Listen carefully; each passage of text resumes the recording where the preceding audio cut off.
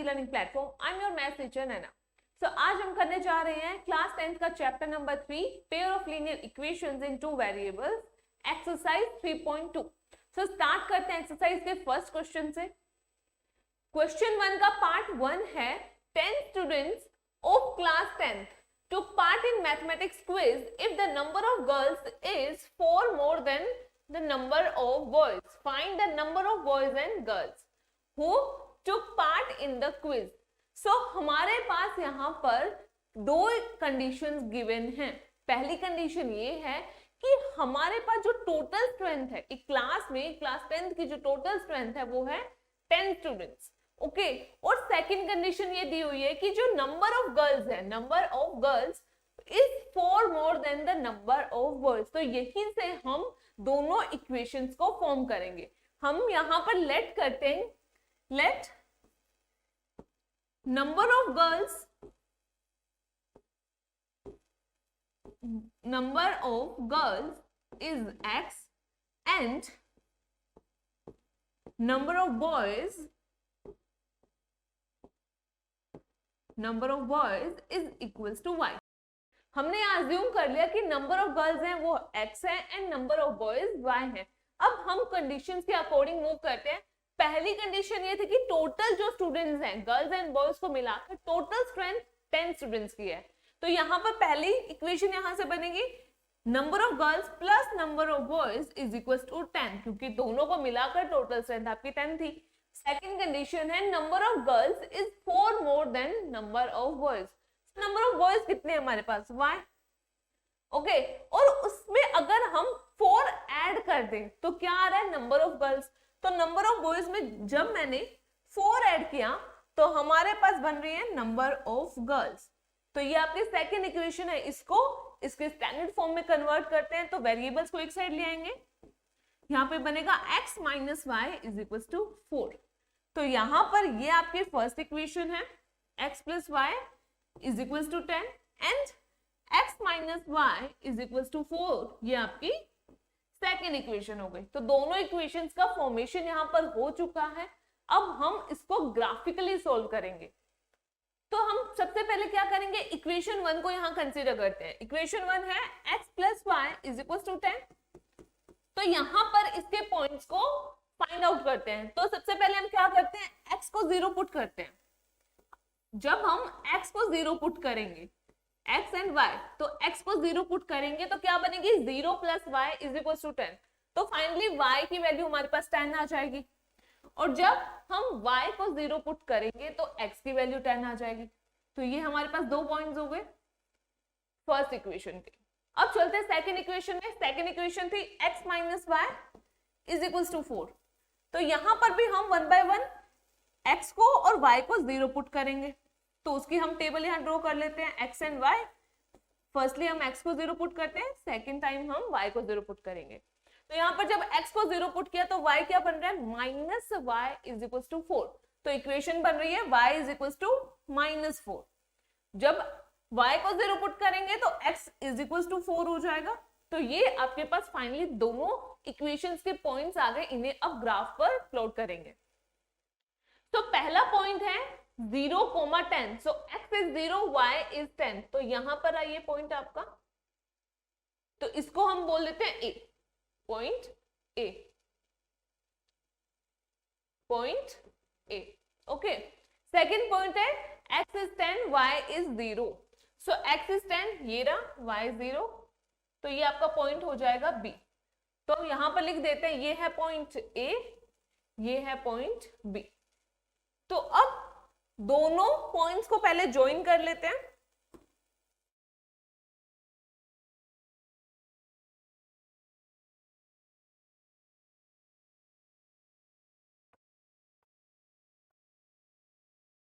तो फाइनली हमने दोनों पॉइंट्स को एक लाइन के थ्रू ज्वाइन कर दिया. अब सेकंड पॉइंट की तरफ मूव करते हैं. सेकंड पॉइंट आपका था 0,-4. तो यहां पर x आपका 0 है, y -4 है. तो y -4 यहां आ जाएगा. तो इसको आप C बोल. Okay this point will be C. And last point है x is 4, y is 0. तो x is 4 कहाँ है, ये रहा.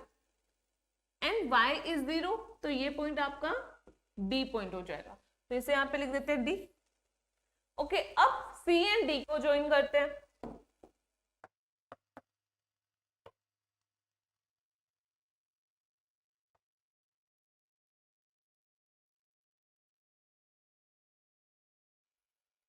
ओके, तो यहां पर हमने C एंड पॉइंट D को भी ज्वाइन कर दिया है। तो अब आपके पास एक फाइनली ग्राफ बन चुका है। अब ग्राफिकली सॉल्यूशंस कैसे निकालोगे आप? ग्राफ में आप सीधा देखोगे कि कहां पर कट कर रहा है ग्राफ। तो यहां पर ध्यान दीजिए, ग्राफ 6 एंड 8 के बीच में कट कर रहा है। तो यहां पर x की वैल्यू क्या हो जाएगी? 7। ये रहा आपका पॉइंट, एक्सिस यहां पर 7 होगा एंड y कितना हो जाएगा? 2 और 4 के बीच में। यहां पर ये पॉइंट जो इंटरसेक्शन पॉइंट है दोनों लाइंस का, वो लाई कर रहे हैं और 2 और 4 के बीच में 3 आता है, यहाँ पे होता है 3, तो ये पॉइंट आपका हो जाएगा 3। तो यहां पर फाइनली सोल्यूशन आएगा 7,3। ओके, तो ये आपका सोल्यूशन हो गया क्वेश्चन नंबर 1 के पार्ट 1 का। तो हमने यहाँ पर x की वैल्यू 7 निकाली और y की 3। तो x क्या डिनोट कर रहा था? Number of girls. तो number of girls will be 7। तो फाइनली हम यहाँ पर सोल्यूशन लिख सकते हैं, number of girls is equal to 7 and number of boys y से डिनोट किया था और y की वैल्यू क्या आ रही है यहाँ पर 3, तो नंबर ऑफ बॉयज इज 3। तो यही आपका फाइनल सोल्यूशन है पार्ट 1 का। तो अब मूव करते हैं पार्ट 2 की तरफ। सेकेंड पार्ट है आपका 5 pencils and 7 pen together cost ₹50। Okay, 5 pencil और 7 इरेजर हैं, उनकी टोटल कॉस्ट है ₹50। सेकेंड लाइन है whereas 7 pencil and 5 pens together, अरे गलत हो गया। पार्ट 2 है आपका 5 pencil and 7 pen। 5 pencil and 7 pen together cost ₹50। 5 pencil and 7 pen की जो टोटल कॉस्ट है वो ₹50 है एंड 7 पेंसिल 5 पेन की जो कॉस्ट है वो ₹46 है। Now find the cost of 1 pencil and 1 pen. तो 1 पेंसिल एंड 1 पेन की कॉस्ट यहाँ पर आपको फाइंड करनी है, तो उन्हें x एंड y यहाँ पर लेट कर लेते हैं। तो let cost of 1 pencil is equals to ₹x and cost of 1 pen is equals to ₹y। यहाँ पर x and y लेट कर लिया। अब पहली इक्वेशन कहां से बनेगी? फर्स्ट सिचुएशन से। वो क्या गिवन है? 5 पेंसिल एंड 7 पेन की जो टोटल कॉस्ट है वो ₹50 है। अब हमारे पास एक पेंसिल की कॉस्ट है ₹x और टोटल कितनी पेंसिल हमने फर्स्ट कंडीशन में परचेज की है? 5 पेंसिल। तो एक पेंसिल की कॉस्ट अगर x है तो 5 पेंसिल की कितनी हो जाएगी? 5x। तो यहाँ पर 5x हो गया। फिर 1 पेन की कॉस्ट अगर ₹y है तो हमने टोटल कितने पेन परचेज किए? 7 पेन। तो 7 पेन की कॉस्ट टोटल कितनी हो जाएगी? 7 into y, 7y। अब हमने दोनों को मिलाकर टोटल ₹50 पे किया है, तो हम इनको ऐड कर देंगे और इक्वल टू में टोटल ₹50 आ जाएगा। तो ये बन गई आपकी इक्वेशन नंबर 1। अब इक्वेशन 2 के फॉर्मेशन पे चलते हैं। इक्वेशन 2 के लिए कंडीशन क्या थी कि 7 पेंसिल एंड 5 पेन। तो यहाँ पर एक पेंसिल की कॉस्ट x थी तो 7 की हो जाएगी 7x। एक पेन की कॉस्ट y थी तो 5 पेन हमने परचेज किए तो 5 की हो जाएगी 5y इक्वल्स टू टोटल हमने कितना पे किया? ₹46। तो यहाँ पर 46 आ जाएगा टोटल पेमेंट। ओके, तो ये आपकी पहली और दूसरी दोनों इक्वेशंस यहाँ पर बन चुकी है। अब इन्हें हम ग्राफिकली सोल्व करेंगे। तो यहाँ आपकी इक्वेशन 1 क्या बनी थी? 5x plus 7y is equals to 50। ये आपकी फर्स्ट इक्वेशन थी। तो यहाँ पर हम 1 by 1 पॉइंट्स को फाइंड आउट करते हैं। तो टेबल बना लेते हैं अगेन।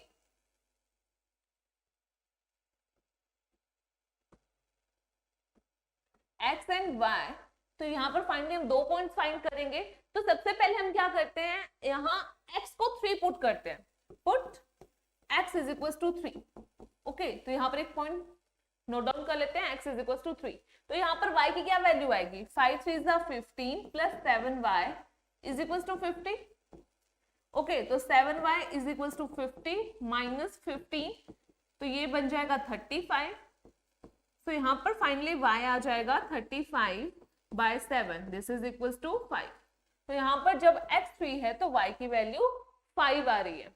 अब सेकंड पॉइंट यहाँ पर फाइंड आउट करते हैं। तो यहाँ पर सेकंड पॉइंट लेंगे, y को 0 पुट करते हैं,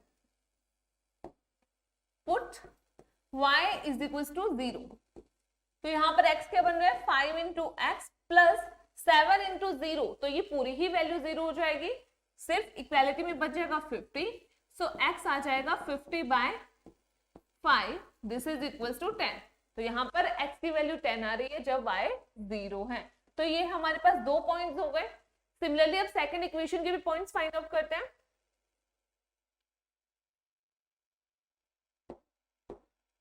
तो सेकंड इक्वेशन थी आपकी 7x plus 5y is equal to 46। अब यहां पर भी सबसे पहले हम क्या करेंगे, x को 3 ही पुट करते हैं, x को यहां 3 पुट कर दिया। तो यहां पर बन रहा है 7 3 is 21 plus 5y is equals to 46. So 5y is equals to 46 minus 21. This is equals to 25. Okay. So finally y क्या बन जाएगा, y हो जाएगा 25 by 5. So this is equals to 5. तो जब x को 3 पुट कर रहे हैं तो यहाँ पर भी y की वैल्यू 5 आ रही है। अब सेकंड पॉइंट कंसीडर करते हैं। यहाँ पर सेकंड पॉइंट में हम क्या करेंगे, x को 8 पुट करते हैं। So put x is equal to 8, तो यहाँ पे बन जाएगा 7 इंटू 8। 7 इंटू 8 कितना होता है, 56 plus 5y is equal to 46। तो 5y is equal to 46 minus 56, ये हो जाएगा माइनस 10। तो यहाँ पर y हो जाएगा minus 10 by 5, so this is equal to minus 2। तो यहाँ पर जब आप x को 8 पुट कर रहे हैं तो y की वैल्यू माइनस 2 आ रही है। ये आपके दोनों पॉइंट्स यहाँ पर सेकंड इक्वेशन के भी निकल गए। अब हम इन्हें 1 बाय 1 ग्राफ पर प्लॉट करेंगे। तो पहले इक्वेशन के पॉइंट्स क्या आ रहे थे, x is 3 y is 5। तो ये x3 कहाँ होगा, 2 और 4 के बीच में होगा, यहां पर कहीं 3 होगा आपका। ओके, और y कितना है 5, और वो कहाँ होगा 4 और 6 के बीच में 5 होगा। ठीक है, तो ये आपका पहला पॉइंट है 3,5। तो ये आपका पहला पॉइंट हो गया, तो इसको हम बोल देते हैं A। अब सेकंड पॉइंट है x is 0, sorry x is 10, y is 0। तो y 0 x 10 है, तो यहां पर हो जाएगा पॉइंट x is 10। तो ये आपका पॉइंट B हो जाएगा, तो इसको पॉइंट B बोल देते हैं यहां पर।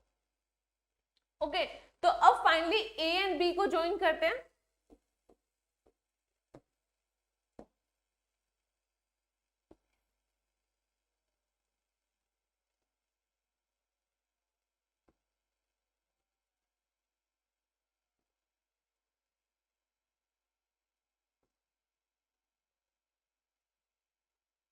ओके, तो हमने फाइनली ए और बी को ज्वाइन कर दिया। अब सेकंड इक्वेशंस के पॉइंट्स की तरफ मूव करते हैं। फर्स्ट पॉइंट है 3,5। तो अगेन ये कौन सा पॉइंट है, जो पॉइंट हमने ए लिया था वो 3,5 था, और यही आपका सेकंड इक्वेशन का भी पहला पॉइंट है, तो ये सेम पॉइंट हो जाएगा। ओके, इसको अलग से मार्क कर लेते हैं, ये आपका सेकंड पॉइंट भी होगा। ओके, तो ये अगेन इस पॉइंट को हम ए ही बोलेंगे क्योंकि डिफरेंट पॉइंट नहीं है ये। अब सेकंड पॉइंट है 8,-2, तो x है 8, y है -2, तो यहां पर आ जाएगा 8,-2, तो ये पॉइंट हो जाएगा, इसको हम C बोल देते हैं, तो ये पॉइंट हो जाएगा C। ओके, अब A एंड C को फाइनली ज्वाइन करते हैं।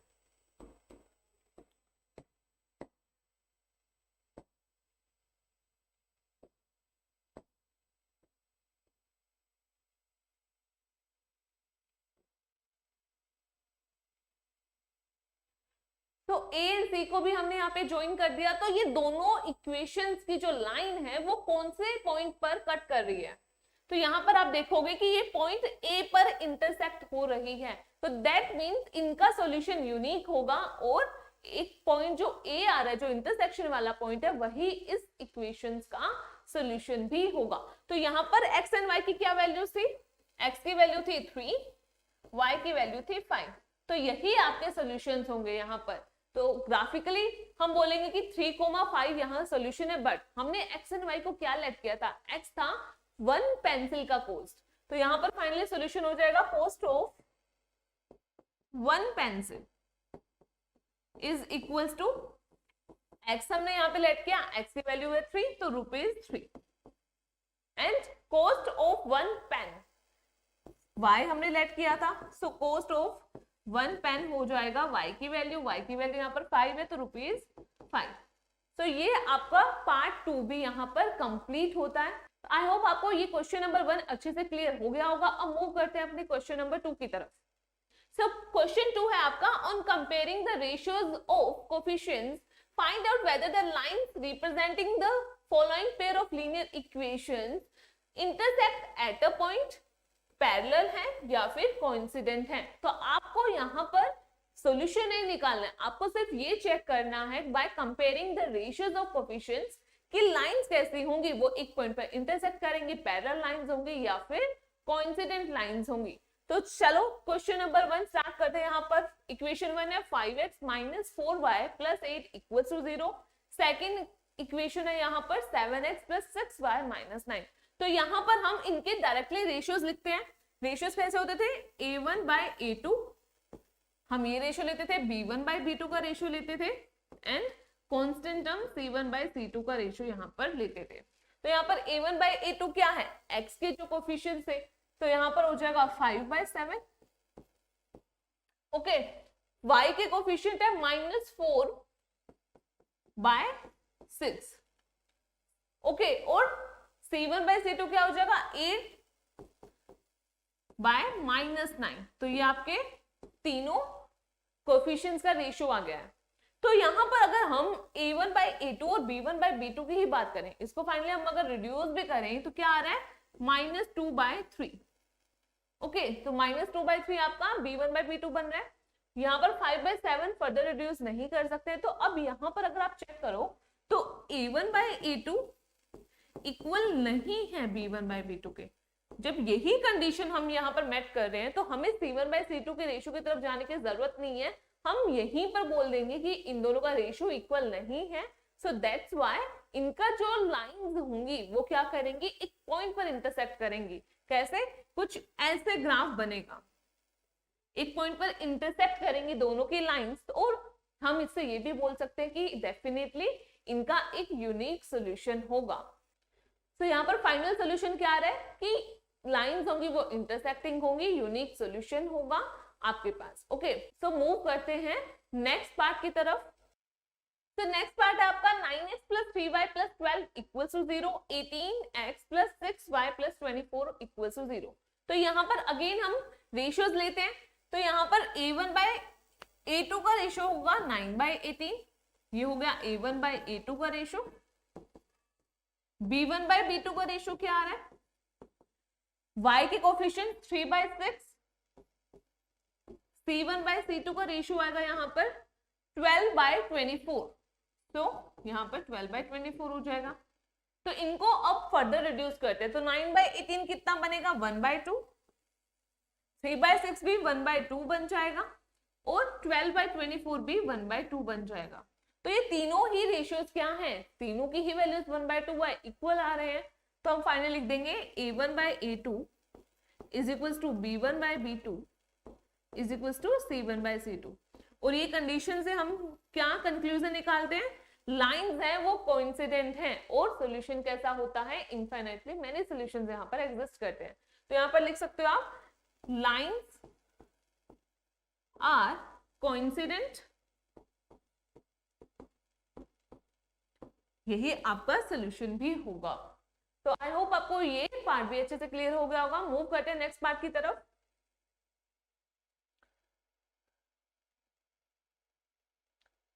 नेक्स्ट पार्ट है आपका 6x - 3y + 10 = 0।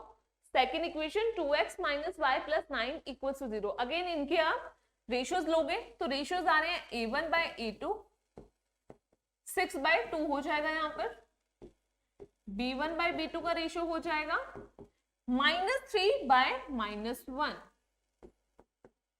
एंड C1/C2 का रेशियो क्या आएगा 10/9।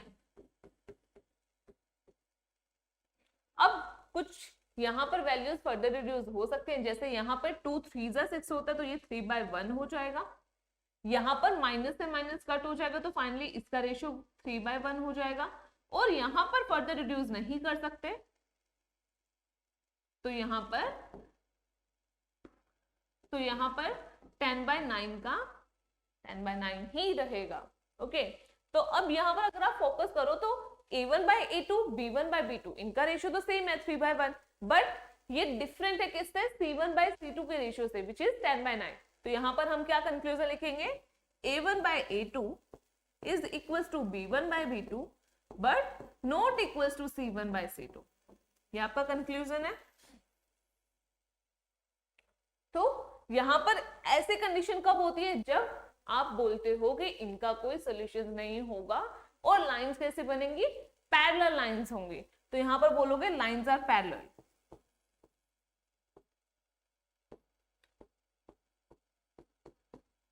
एंड सॉल्यूशन कैसा होगा, नो सॉल्यूशन।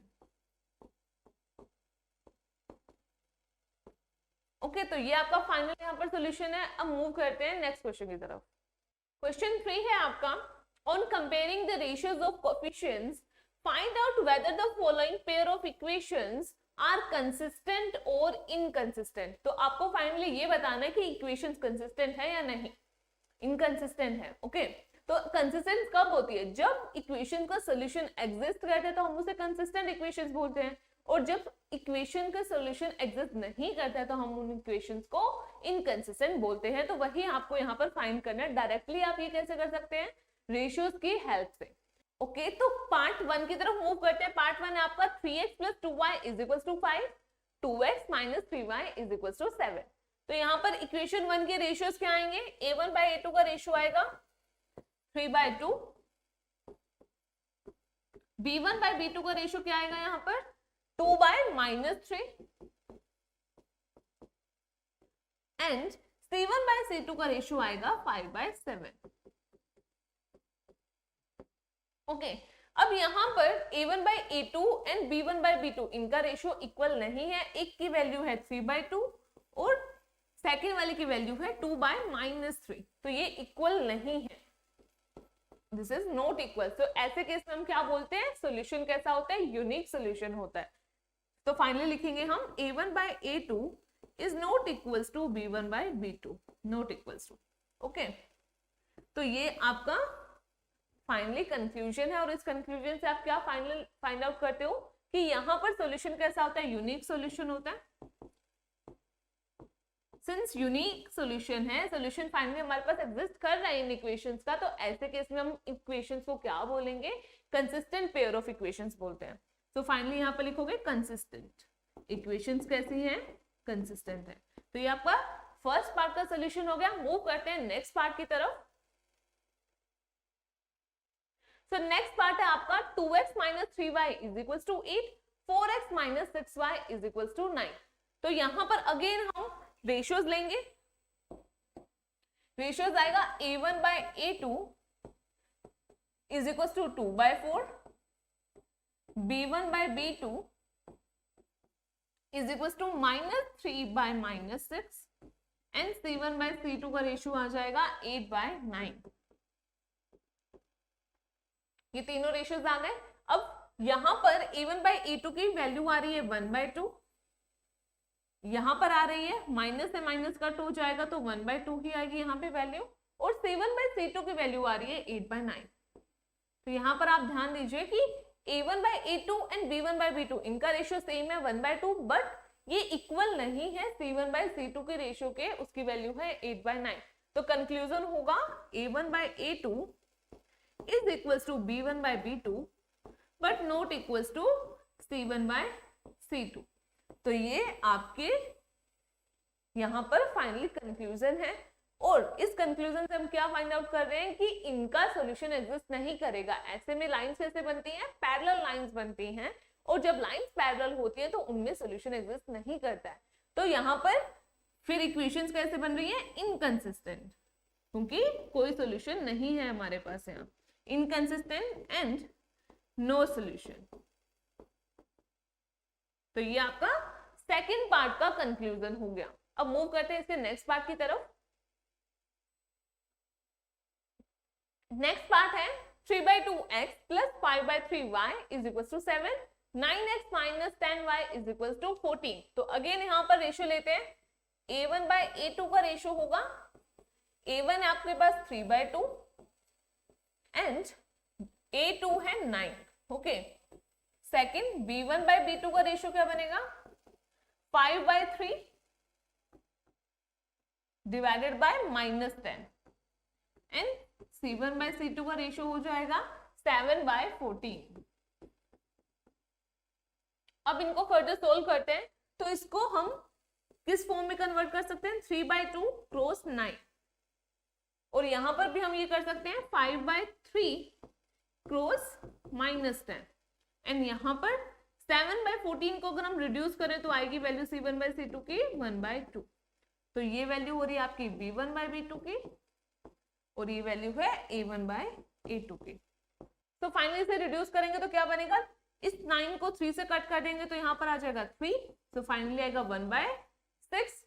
यहाँ पर 5 को 10 से कट कर देंगे तो आ जाएगा -2, सो यहाँ पर आएगा -1/6 और यहाँ पर 1/2 आ रही है वैल्यू। तो यहाँ पर आप ध्यान दे रहे होंगे कि तीनों ही वैल्यूज इक्वल नहीं है, और हम स्टार्टिंग में किसको चेक करते हैं, A1 और B1 वाले रेशियोज को चेक करते हैं। तो यहाँ पर A1/A2 is not equal to B1/B2। क्यों, क्योंकि एक की वैल्यू पॉजिटिव 1/6 है बट B1/B2 की वैल्यू नेगेटिव 1/6 है। तो यहाँ पर इसलिए ये दोनों वैल्यूज इक्वल नहीं होंगी, और जब इक्वल नहीं है दैट मीन्स सॉल्यूशन कैसा आता है, यूनिक। और इक्वेशंस कैसे बनती हैं, कंसिस्टेंट।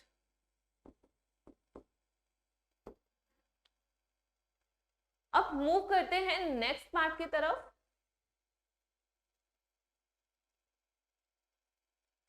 नेक्स्ट पार्ट है आपका 5x minus 3y is equals to 11, 10x plus 6y is equals to -22। तो अगेन यहाँ पर रेशियोज कंसीडर करते हैं, A1/A2 का रेशियो आएगा 5/10, B1/B2 का रेशियो आएगा -3/6, C1/C2 का रेशियो आएगा 11/-22। ओके, तो अब इनको फर्दर रिड्यूस करें तो बनेगी ये वैल्यू 1/2, ये बन जाएगी वैल्यू -1/2 एंड C1/C2 का रेशियो बन जाएगा -1/2। अगेन आप यहां पर देख रहे होंगे कि A1/A2 is not equal to B1/B2। तो अगेन यहां पर सॉल्यूशन कैसा आएगा, यूनिक। सॉल्यूशन आपका यूनिक, और इक्वेशंस कैसे होंगे, कंसिस्टेंट। यूनिक सॉल्यूशन होगा और इक्वेशन कंसिस्टेंट हो जाएंगी। ओके, तो अब मूव करते हैं इसके नेक्स्ट पार्ट की तरफ।